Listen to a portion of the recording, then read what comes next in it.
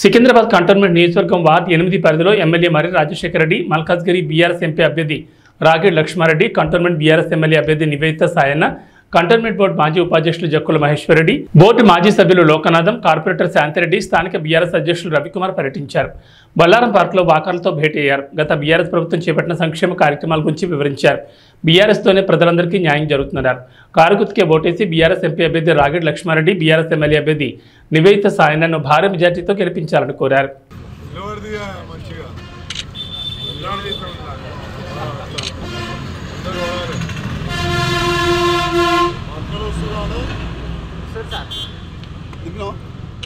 అరే అయిపోయిందా